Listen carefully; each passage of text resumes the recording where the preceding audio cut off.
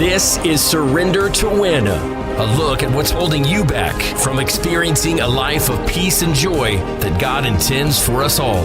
Your host is Brian Anderson, the program director and a substance abuse counselor at Rob's Ranch, a Christ-centered residential substance abuse treatment facility for men in Purcell, Oklahoma. This is Surrender to Win.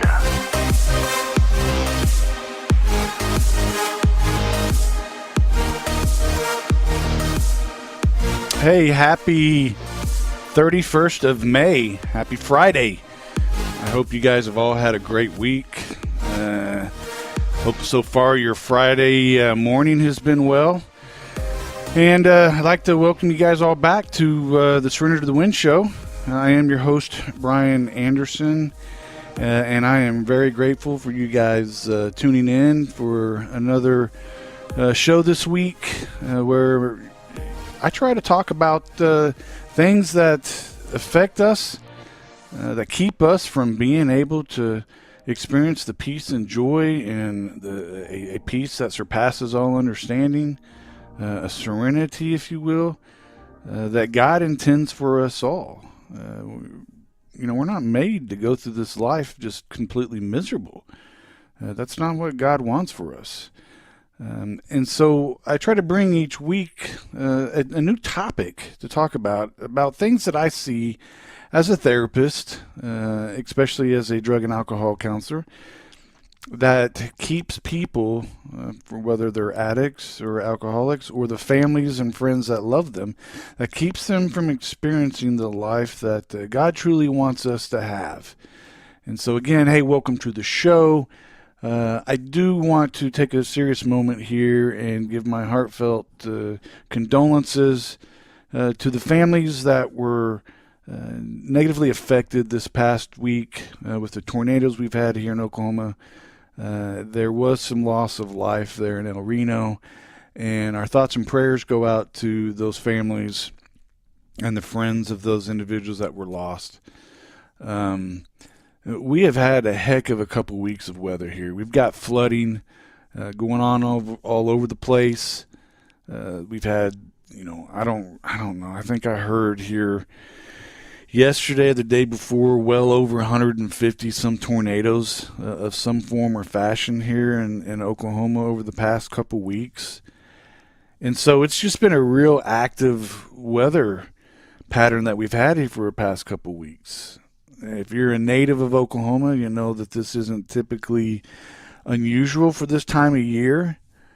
We get it. We know what to do whenever tornadoes come in, but that still doesn't change the fact that we've had a pretty rough go of it here.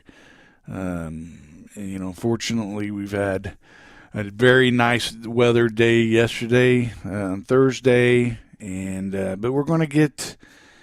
We're supposed to get some more bad weather, at least rain this Sunday, and we definitely don't need any more. But we'll make do. We'll get through it. So, what I want to talk about today is those crazy, baffling behaviors that we see alcoholics and addicts do when they are active in their addiction. And if you are a loved one or a friend of somebody who is an alcoholic or a drug addict and they are active in their addiction, my suspicion is that some of the things I talk about today you're going to be able to relate to. And you're going to be able to pick out and say, yep, that's them. Oh, absolutely, they do this. If you are an alcoholic or drug addict listening to this, and you are in active addiction, the stuff I talk about today is not to, beat anybody down and say, oh my gosh, look, you're a bad person. It's just to point out and highlight the behaviors that we see active alcoholics and addicts do while they're in their addiction. And I don't know of any exception to the rule of individuals who are active in their addiction that don't do, if not all of these things that I'm going to talk about, don't do most of them. Now, As some of you guys have heard before, as I've talked on the show, I myself am in recovery. I have had my own battles with substance abuse and addiction. Mine started after some injuries and some pretty significant surgeries I had when I was serving in the United States Army. I was taking lots of pain medication because of the severity of my injuries or of my surgeries and injuries that I had.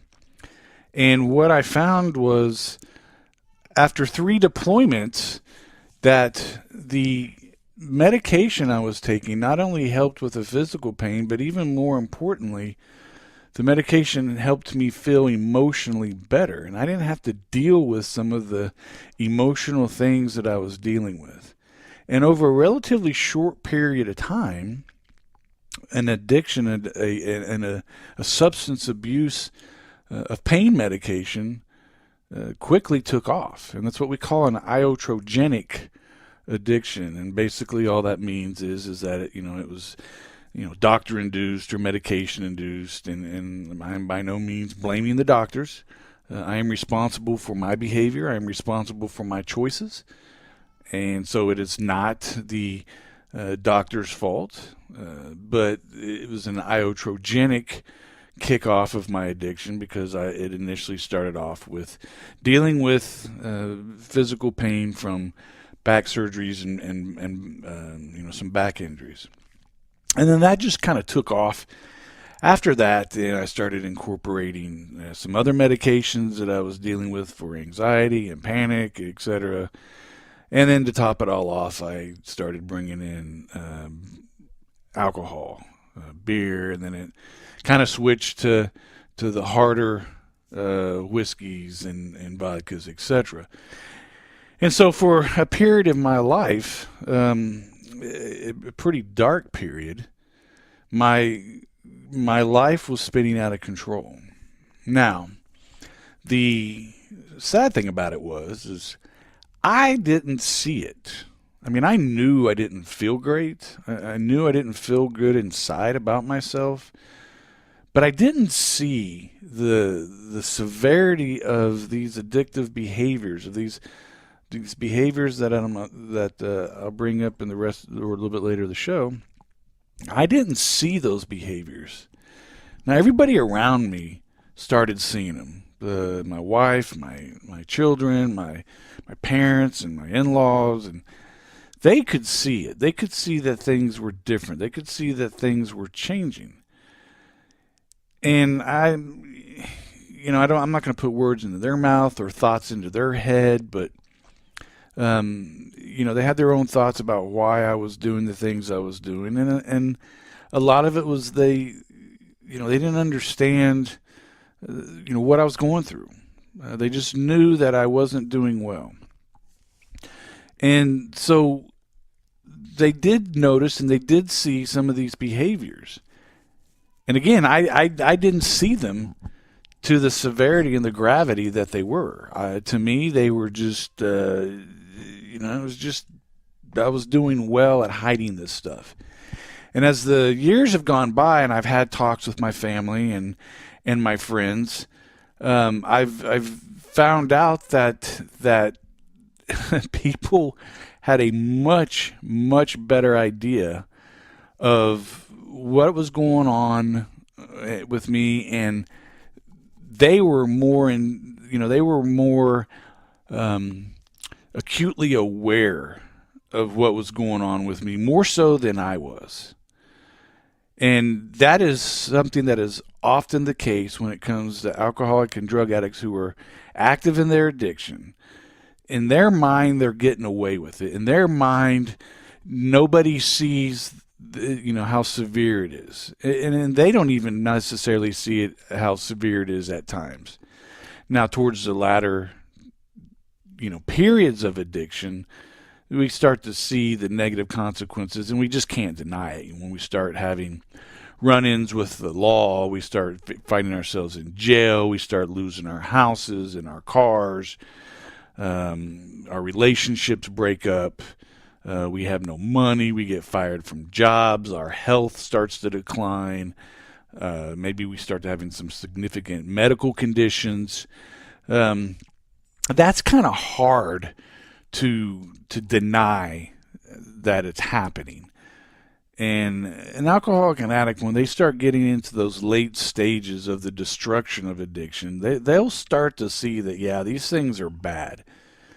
But almost inevitably, by that time, they're so deep into their addiction that, they just can't get out of it. They can't get out of it on their own. That's for sure. And that's definitely when somebody is going to need help, and they're going to need treatment, and they're going to need to be with experts in this field that know what they're doing to be able to help that individual deal with this, unbelievably destructive disease. Now, there's a whole group of people out there in society, I don't know if I'll say group, there's just a whole bunch of people in society who still to this day don't believe that addiction is a disease. And I'm not sure that there's anything that could ever be said or done with those individuals to convince them otherwise. There's going to be individuals out there who believe that addiction is all about choice. It's all about willpower. If you just don't drink, just don't use. But the disease of addiction is a disease. It meets the medical model of a disease. And if somebody who is adamant about this not being a disease, my invitation to you is go do some research about what a disease is. Go find out what the criteria for something to be a disease is. And then come back and start looking at where addiction has negative effects inside the human body, inside the brain, etc. And then after all of that research or that reading, then come back and decide whether or not it meets the criteria for a disease. And I will tell you, I've done this. I've studied this. I've read it, and it is a disease. And just like any other disease, and human beings don't ask to have a disease. And people don't grow up saying, "Oh, I want to be an addict. I want to be a drug addict. I want to be an alcoholic." Nobody wants to have this disease. Now, granted, there are choices that people make that exacerbate the disease or make it manifest, whatever. Let's take the individual who uses tobacco, smokes cigarettes, vapes, or smokeless tobacco, chew, whatever. They're choosing to use a substance that has a chemical in it, nicotine, that is an addictive substance. And after a very, very short period of time, somebody who has repeated use of that substance, their body becomes physically and psychologically dependent upon that substance. That is the disease of addiction. And I've said this over and over again. If you are addicted to nicotine, whether it is through cigarettes, through vaping, whether it's through smokeless tobacco, if you are dependent and addicted to nicotine, you by definition are a drug addict, because nicotine is a drug. And that's the purest form of the definition. You are a drug addict. Now, all the surrounding behaviors that go with that are not as repulsive as, say, somebody who is chemically dependent upon methamphetamines or heroin or cocaine or marijuana. So the behaviors may not be the same, but the definition of addiction, and addiction being a disease, if you are addicted to nicotine in any form, doesn't matter whether it's gum, patches, vape, cigarette, cigar, pipe, dip, chew, whatever. If you are ingesting nicotine and you are dependent or addicted to that nicotine, you are a drug addict. Period. End of discussion. No more debate about it. It is what it is. So, I know that there's going to be people out there that disagree with me, and I'm okay with that. But just because somebody doesn't want to believe something that's factually true doesn't mean it's not factually true. So we'll take a break here real quick, and when we come out on the other side, I will get into what some of those crazy and baffling behaviors that drug addicts and alcoholics do. See you in a second. You're listening to Surrender to Win on Crossover Radio. Radio with a purpose.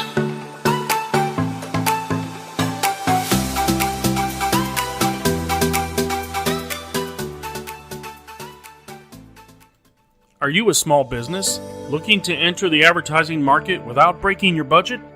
Well, I've got the solution to your problem. Crossover Radio. We are an internet radio station with worldwide reaching possibility, but locally embedded in the Bethany and War Acres area in Oklahoma. We have competitive advertising packages to help you reach new customers and grow your business. If you're a well-established business, we're here for you as well. We're able to handle all the advertising needs your business requires. We're also launching a crossover radio sports station in May of 2019 that will cover pro, high school sports, and everything in between, doubling your reach and advertising capabilities. To partner with Crossover Radio and grow your business, please contact us at contact@thecrossoveronline.com or by phone at 405-494-0234. Crossover Radio, radio with a purpose. I just love it out here. It's so peaceful, and you get chills when you come out, and you feel the presence of God, man. And, you know, it's something, and the feelings, that's something a lot of us have never had. Opiates, meth, alcohol. Are you addicted? Rob's Ranch is a non-profit, Christ-based treatment center for men located in central Oklahoma. Rob's Ranch uses proven treatment methods and a program of spiritual growth to give men the opportunity to restore their lives and their relationships. Every member on staff has been there and are now in recovery themselves. If you or a loved one is struggling with addiction to drugs or alcohol, please call 405-253-3838 or find Rob's Ranch on Facebook or online at robsranch.org. They're just so accepting, so caring. It'll change your life if you're not careful.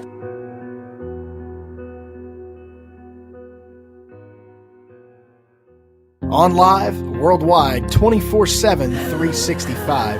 It's Crossover Radio. Radio with a purpose. You're listening to Surrender to Win with Brian Anderson on Crossover Radio. Radio with a purpose. Welcome back to the show.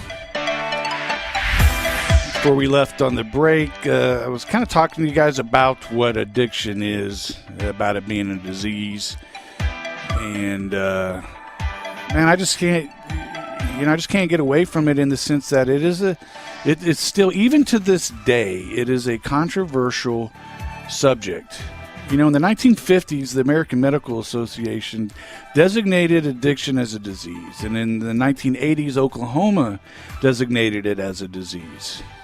And so we've got several decades, almost 70 years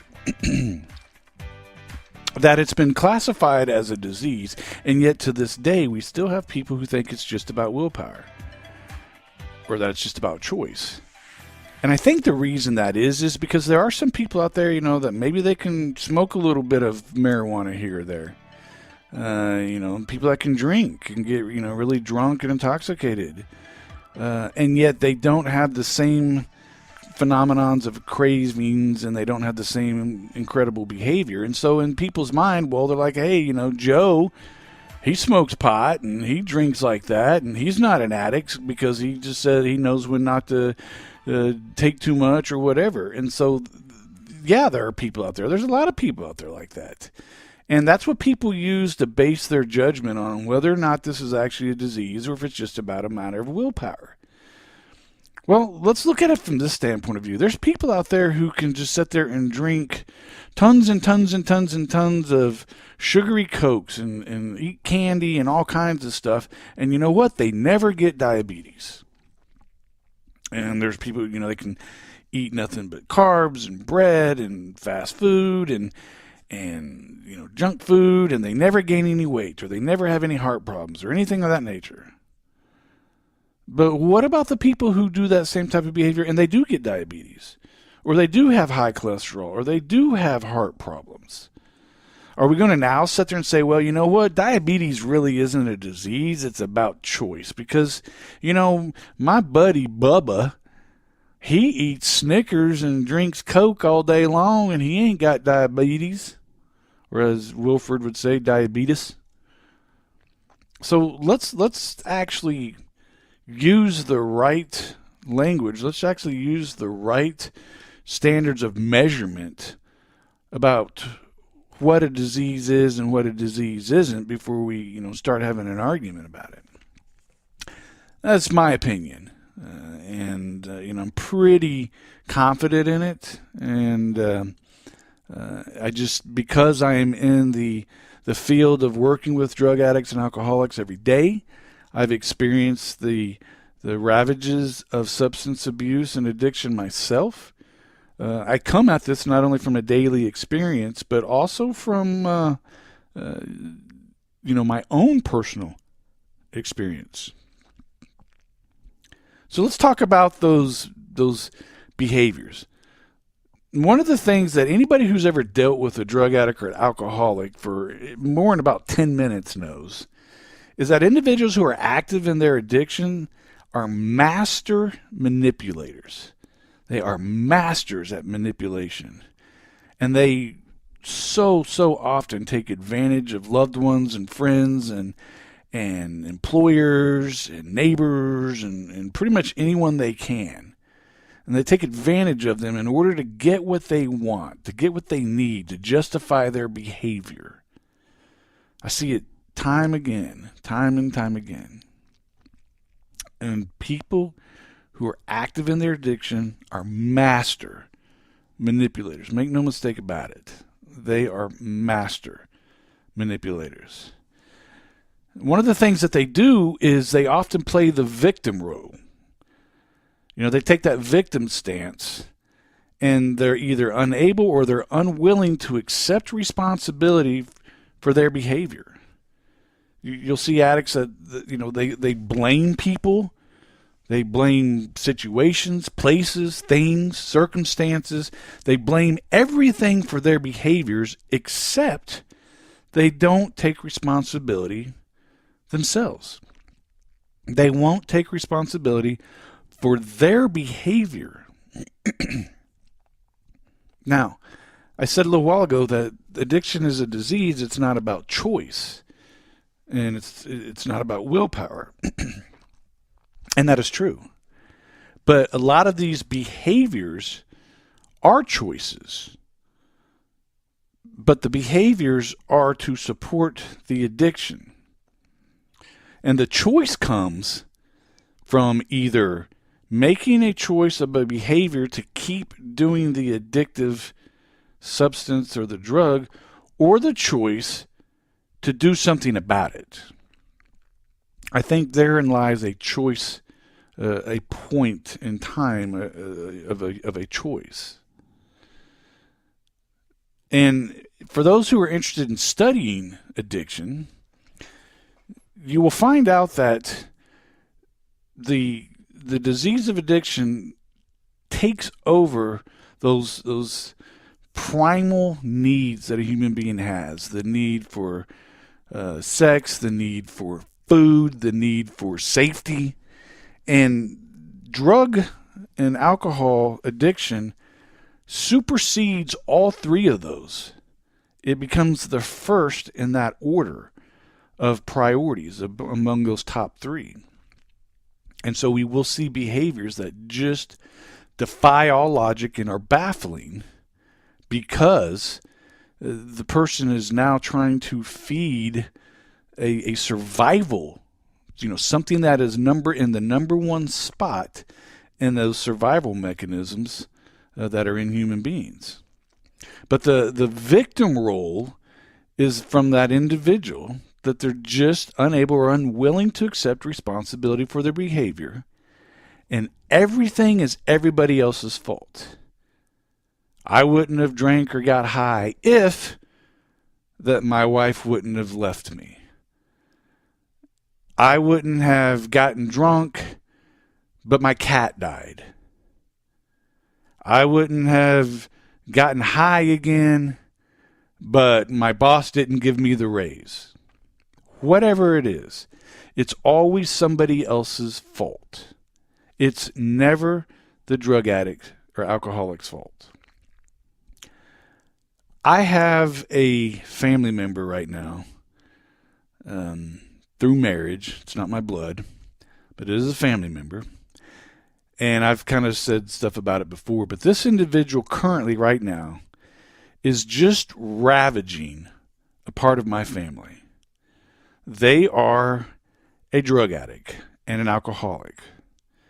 And they are in and out of relapse, and they'll have a brief moment of sobriety, and then they'll go back and relapse again.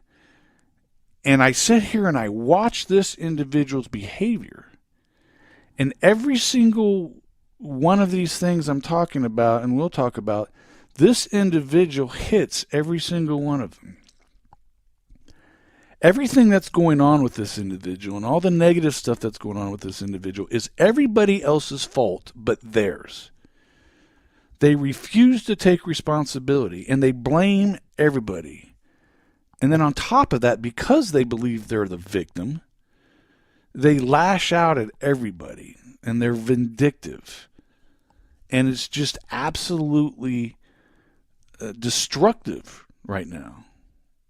Now, I feel very blessed and fortunate in that I see what this individual is doing. I know what they're doing. I get it. I can almost predict what they're going to do or why they're doing it, because they are following the textbook 101 straight out of your freshman year of clinical psychology textbook of addiction in their behaviors.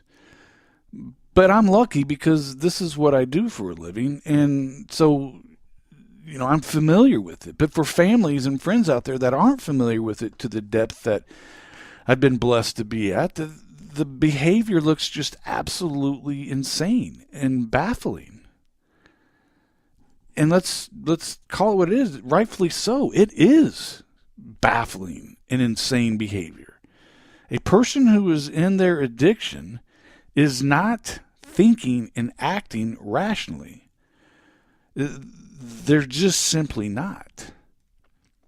And that doesn't mean that they have to be high or they have to be drunk. And when they're not high or when they're not drunk, that now all of a sudden they're thinking clearly and they're thinking rationally. That's not how it works. It takes quite a long period of time of sobriety from substances, and on top of that, actually going in and changing their lives and getting into a program of recovery and doing things different.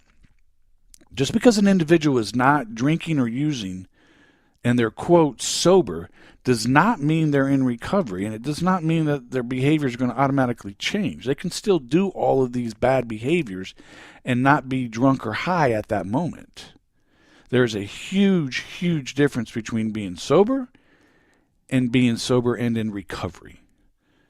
The true way to live and to deal with addiction is to be sober and live in recovery. Recovery is the key. That's where we change our life. That's where we change the way we do things. That's where our words have meaning. That's where we become honest. That's where we stop being selfish and self-centered. And unless you're in recovery, you're still going to be selfish. You're still going to be self-centered. You're still going to think the world revolves around you. You're still going to be the victim. You're still going to do all these things because maybe at best the only thing that individual has stopped doing was drinking or drugging. And we call that the dry drunk. And that's just as miserable to everybody around them. And they'll use the excuse, well, at least I'm not drinking or drugging. But yet their life is still miserable, and so is everybody else's around them. And that's what this individual that's in my family is doing right now, as I speak. They're miserable. They're making everybody else miserable. Their behaviors are insane. They're irrational. They're vindictive. They're lying. They're making stuff. They're doing all of that stuff. And it's sad. It is sad because there's a child involved, which makes it even more devastating and more sad. But until this individual decides that, they need to do something different, they're just going to keep doing it. They're going to keep destroying things, and they're going to keep devastating things. And it's not going to, at some point, they're going to continue to lose everything and everyone around them.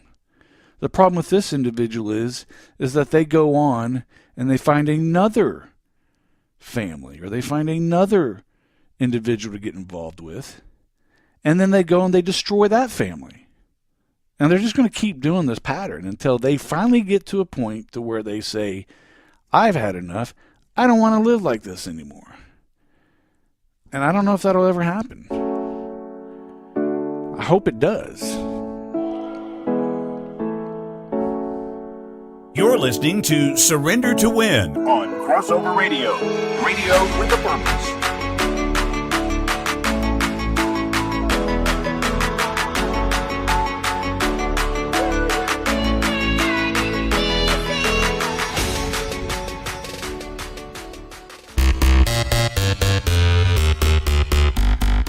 Hey, this is Big Nate, Program Director here at Crossover Radio, and I just wanted to let you know that Crossover Radio is now the flagship station for Bethany Bronco Athletics. Sponsorships will be filling up fast, so to join in and promote your business, contact the station by phone or by text at 405-494-0234 for more information. And go Broncos!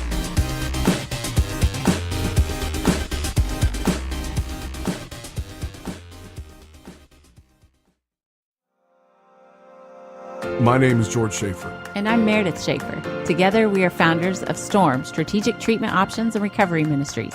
And we provide an individualized blueprint of recovery for both the addict and their family members, regardless of the situation in which they find themselves. And starting in March 2019, we are opening up a sober living home for men called the Storm Shelter. For more information, please visit our website at www.storminc.org. Or you can call our office line, 405-503-7442. Join us in fighting for the eradication of the epidemic of addiction.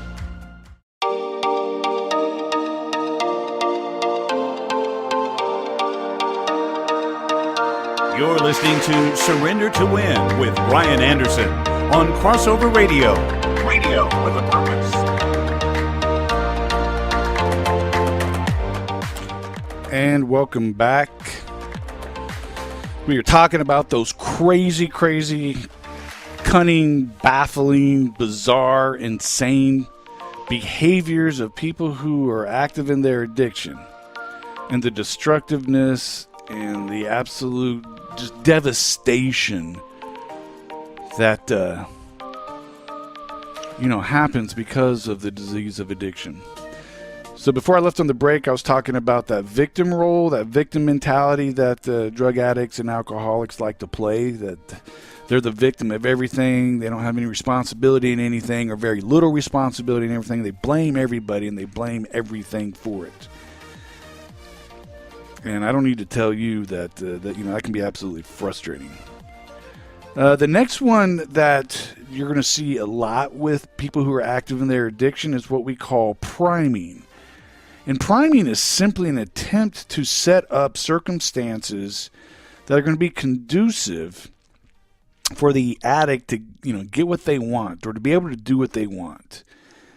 And it is a very manipulative type of thing that people do.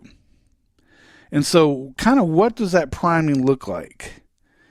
So here's, and not just, alcoholic and addicts aren't the only ones that do this. Other people do this as well. And it is a manipulative tactic that people use to get what they want or to try and control a conversation or a situation.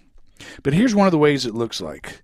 So let's say that, an individual is going to say something, and let's say they say, hey, you know what? You're probably going to think this is stupid, but... And then they make whatever statement they're going to say. And what they're doing is they're prefacing the statement in that way so they can try to ensure that they get they're less likely to get a negative response from the individual they're talking to. So that's priming. Hey, you're probably going to think this is stupid, but blah, blah, blah. Now, if the person comes back and says, man, you're right, that is stupid. The person who's priming can say, well, man, I said it was going to be stupid or whatever. But it is an attempt to manipulate the conversation. It's an attempt to manipulate the person. And alcoholic and addicts are masters at this. Here's one of the alcoholic addicts' behaviors that is using priming. Let's say the alcoholic addict, they start an argument with you so they have an excuse to leave the home or whatever situation they're at. And they'll start an argument over nothing. But they'll get explosively mad over it, and it'll give them excuse to leave the house or to leave wherever they're at. Now, why do you think that is? What do you think they're going to go do most of the time? They're going to go out and get messed up. And they knew this. They calculated it most of the time, and they purposely started that argument so they'll have an excuse to leave. Now you can kind of see the flip side of that is that you might see the alcoholic addict doing really nice things for you. Maybe they're offering you gifts or doing chores around the house that they normally wouldn't do. And what they're trying to do is, they're in an effort to make you believe that, oh my gosh, they've changed. But this change doesn't last very long at all. It may only last, maybe a day or two. And when you don't respond favorably or in kind because they've changed, then they're going to explode and they get all mad and everything, and then they leave. And guess whose fault it is that they relapse? Guess whose fault it is that they went out and got high and drunk again? In their mind, it's you. It's you because, by gosh, they did some nice things for a day or two or maybe even 3 days, and you still didn't trust them, and you were still upset, and you were still hurt, and you were still resentful for all the stuff they had done before. But by gosh, it's your fault that they're messed up again because you didn't let bygones be bygones after 72 hours of them doing nice things. And then they go back, and now they're the victim again. And it's your fault. They're going to blame everybody else. But they primed that. Make no mistake about it. They primed it. You may see them saying, you know what? I'm a bad person. I have nothing to live for. And they're trying to get a response out of you. No, you're not a bad person. Oh my gosh, you have everything to live for. They're manipulating you. They're trying to get something. They want some leniency. They want some attention. They want some, something. Or they're priming those that way if they go out and do get messed up again, or they do get high, or whatever it is, they can say, well, I'm a bad person. I have nothing to live for. I might as well get high. You might see them excessively apologizing for something and telling you over and over and over again they love you. Maybe even in public so other people can see it. So they can say, hey, look, I am a good guy. I love you. I'm so sorry. I'm so sorry. I'm so sorry. Look, folks, here's the only way, in my opinion, that somebody is truly sorry for something they did. And that is, if I'm truly sorry I did something, what's the likelihood that I'm going to do it again to you? And if I'm truly sorry, I'm probably not going to do it again. That is true remorse. That is true amends. And I'm sorry I lied to you. I'm sorry I stole from you.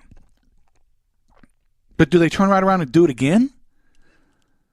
And if they did, I'm here to tell you, they ain't really sorry. What they're sorry is that they got caught. They're sorry that you're mad at them. They're sorry that they're being, trying to be held accountable. That's what they're sorry for. But they're not truly sorry for the behavior, or they wouldn't do it again. That's just how it is. Addicts have a need to be in control, to help make them feel powerful, to dominate others. And that is that we start getting into this, subconscious level on this stuff. But their need to control other people and to feel dominant or powerful or whatever stems from their own feelings, their own internal feelings of powerlessness and lack of control that they feel that they have. So they're going to try to control other people.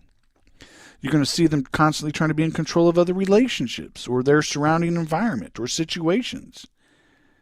And they may be so controlling that the other people that's in their life may not even feel like they have a say in anything.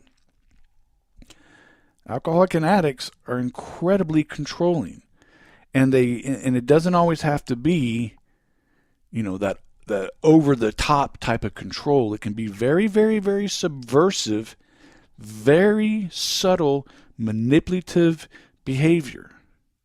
I talked a lot about this last week's show on gaslighting. Gaslighting is part of this manipulative behavior that can be very subtle. But it's all about control and power. And alcoholics and addicts are masters at it. And let's see some of those examples, Let's say the alcoholic addict gets mad at something, so now they start using the silent treatment. Or they isolate themselves to avoid conversation. They may slam doors, play loud music, or throw things. Refuse to participate in their own recovery while acting as if they're helpless. I just can't do this. I'm not even going to try. Maybe they have a repetitive pattern of threatening to harm themselves.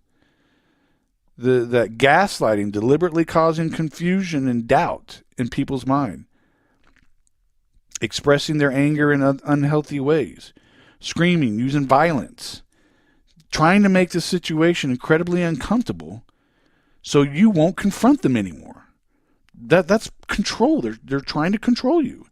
Maybe they make demands or threats of embarrassing you. Or maybe even it gets worse to where they start threatening you with violence.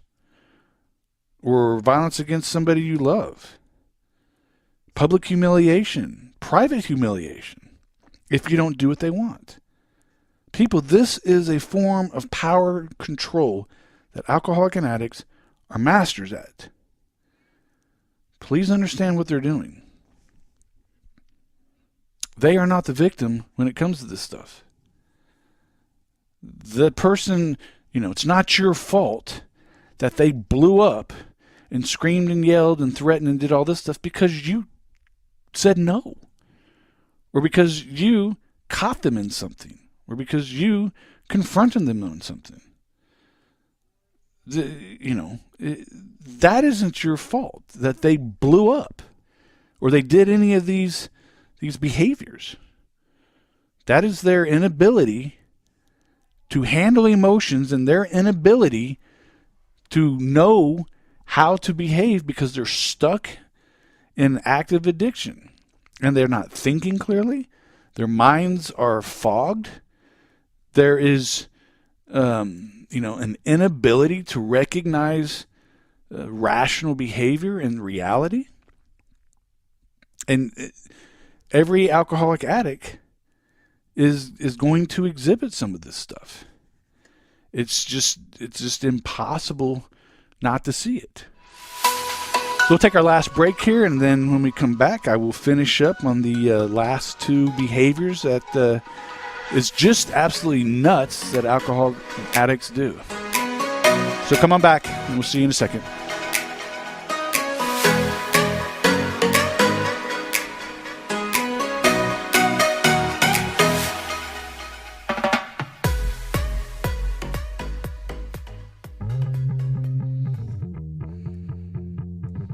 Hey, this is Coach Coleman, and I'm the play-by-play voice for your Bethany Broncos. I know there's a lot of guys out there who are trying to kick that nasty tobacco dipping habit, and I know most guys need a little energy boost to try to get them through a long day. And I'm here to give you a solution for both. Grinds Coffee Pouches. Grinds are coffee-filled pouches infused with your favorite flavors, such as wintergreen, mint, vanilla, and many more. All of the ingredients in Grinds are 100% safe for consumption and will add a pep to your step.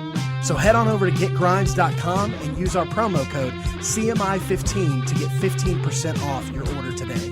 Again, that's getgrinds.com and use the promo code CMI15 to get 15% off of your order. It's time to rise and grinds with Grinds today. Whether you need a professional writer to build or expand your online presence, or fresh new designs and new perspective to build your business, where do you start? Tales from the Click Media is committed to telling your story in a way that promotes business growth, consistent branding, and long-term success. So whether you have 1 or 100 employees, no tale is too small to tell. Call us today at 405-620-6200 or visit our website at talesfromtheclickmedia.com.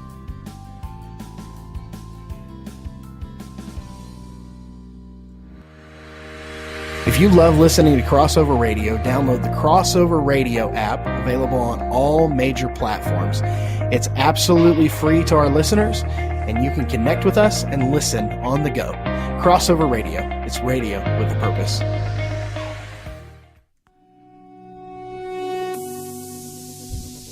You're listening to Surrender to Win with your host, Brian Anderson, on Crossover Radio. Radio with a purpose. And welcome back.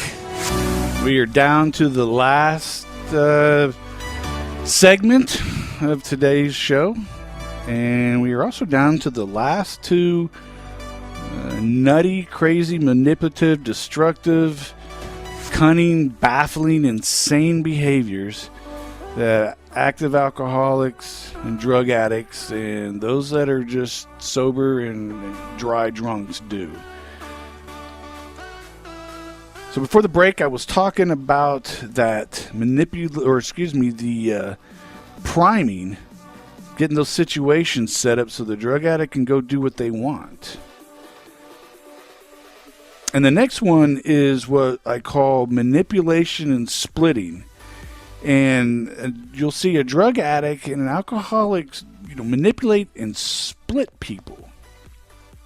And let's say that the split is a person or a child, and maybe let's call it an adult child, and they split the parents. They split the mom, they split the dad. And you might have one of them, the mom or somebody who is an enabler, maybe the dad's an enabler and the other parent isn't. And so that alcoholic addict will split the mom and the dad. And if it is a spouse, maybe they split the kid between the parent. The parent becomes the bad person, and they get the kids against the sober parent. And the splitting is also tied into control. And the idea of it is to cause risks between the other people, and that kind of helps take the emphasis and the pressure off of the addict. And it keeps everybody in a state of constant disarray and keeps them in a state of turmoil, which makes it much, much harder for anybody to focus on what the alcoholic and addict is doing. They may intentionally cause arguments, lie, this boldly, blatantly, flat out lie and make something up and tell one person about the other person and create that tension, by talking negatively about the other person to somebody or talking bad, talking to the kids and talking negative about the parent to the kids, or talking bad about the mom to the dad or the dad to the mom. They're splitting. Another thing you see for splitting is maybe one person says no, maybe a parent, and they go to the other one to try and get a yes. And here every addict and alcoholic knows who their enabler is. I promise you, they know who the person is that's the enabler. And if they can't get the answer that they want, or they can't get what they want from other people, they will go to the enabler. And as a last resort, they will always go to the enabler, because the enabler is going to eventually give them what they want. That's why they're an enabler. And an enabler does nothing but keep the alcoholic addict sick. Now, the enabler isn't doing it because, they're trying to hurt the alcoholic addict. It's quite the opposite. They're trying to help the alcoholic and the addict because they love them. But ultimately, they're hurting the alcoholic addict because they're enabling the destructive behaviors to continue.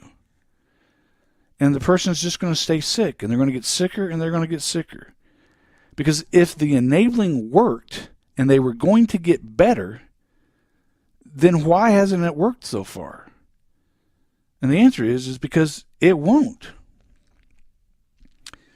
An addict is great at throwing guilt trips on people. Addicts are masters. Alcoholic addicts are masters of knowing which buttons to push to make you feel guilty. And those guilt trips leave us, they leave others with feelings of guilt that it's not it's not proportionate to reality. It's disproportionate to reality. The result sometimes of that is you start experiencing more self-doubt, and maybe you become incredibly submissive to the addict because they're making you feel guilty. Let's say that addict, they remind you of any instance when you were wrong. And so they're going to bring that up, and their intention for doing that is to make you feel bad about yourself. And when you feel bad about yourself, you're more likely to give in to what the alcoholic addict wants. Master manipulators. Or they may say, you know what, you just don't understand me. Or you've never understood me. You just don't get it. What that translates to me is you're not giving me what I want. You're not telling me what I want to hear. You're not providing me for what I'm seeking. So you just don't understand. You've never understood me. Those are manipulating techniques. They're trying to throw the guilt trip on you. Calling you to let you know that they're hungry, homeless, maybe they're hurt, and they're an attempt to guilt you into giving them money. Let me be very clear about this one. If a drug addict is saying, I need food for money, I don't have enough food for money, they may truly be hungry. But I promise you this, they will part the Red Sea to try and find their dope. I promise you that. They will go to any length, to any means, to feed their addiction. Most of you know this. They'll lie, steal, cheat to get their dope, to get their alcohol. Just go downtown Oklahoma City on any given weekend night down in Bricktown and see how many people come up to you that have, quote unquote, run out of gas, and their kid is in the back of the car and they just need a little bit of money for gas money. I've been approached that way multiple times. They're going to find a way to get their alcohol and their dope. And if somebody is hungry enough, they're going to find a way to get something to eat. So by you giving them money, I'm pretty confident they're not going to go and use that for food. They're going to go get their dope and their alcohol. Now, if you're truly worried about them eating, fix them a sandwich. Give them a city rescue mission card. Let them go to the city rescue mission or whatever your local, rescue center is for your area. But don't give them money because they're not going to use it for food. They're going to use it for their substance. And they're trying to guilt you into giving them money. They may place unrealistic expectations on you and say, well, if you don't do this, you don't do that, I'm going to relapse, or you're going to make me relapse. And it's going to be your fault. They're trying to guilt you. They're going to play the victim role, and they're going to make you feel guilty because they went out and got messed up. It's your fault. You may see them try to use their children or others to make you feel obligated to help me. You're going to let this happen to your grandchildren, to your kids, trying to guilt you in to letting them or supporting them in doing what they want to do. Here's another one. They may start any statement with, well, if you really cared about me, you would fill in the blank. If you really cared about me, you would blank. Well, if I really cared about you, I wouldn't provide the means for you to stick a needle in your arm and shoot up some dope. If I really cared about you. That's how I believe.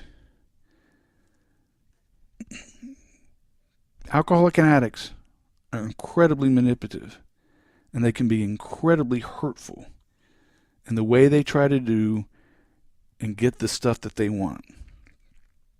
And the guilt trips work for 3 reasons. And the first one is because you have a conscience. The second one is because you love and care about them.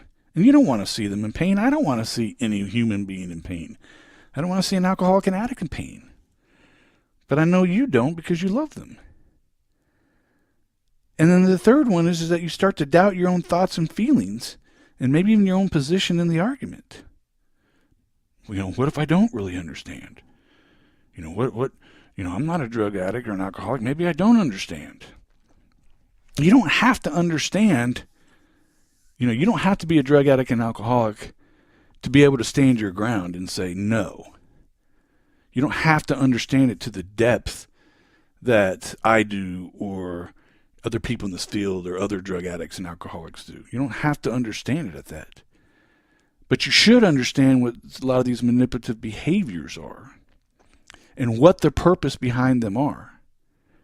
As I say on most of the shows I do, all behavior serves a purpose.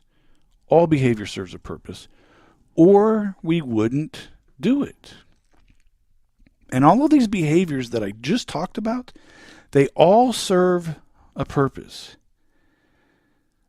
And the macro purposes, the main reasons or the main things that these behaviors, the main purpose that they serve is to avoid responsibility for the things that they've done, place the responsibility on somebody else by being the victim, and manipulating to get either out of a problem or to get what they want.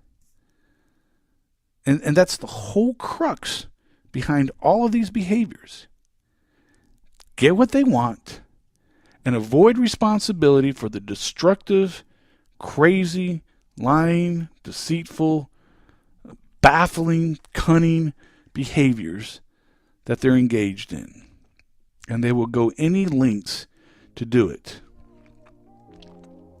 So with that in mind, I hope if you're dealing with an alcoholic and addict, man, seek out an organization like Al-Anon or CODA or Parents Helping Parents or Celebrate Recovery or your own counselor or your own therapist, whatever. Seek out somebody who knows what's going on with this stuff and get some help and support. Because it's not just going to go away.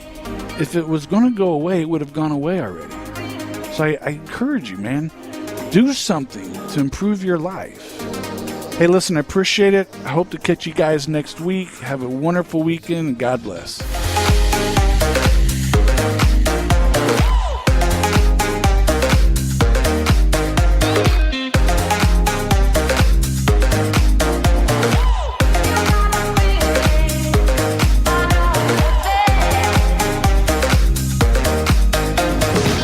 If you or someone you know is struggling with substance abuse, call Rob's Ranch today, 405-253-3838. Online at robsranch.org or find them on Facebook at Rob's Ranch.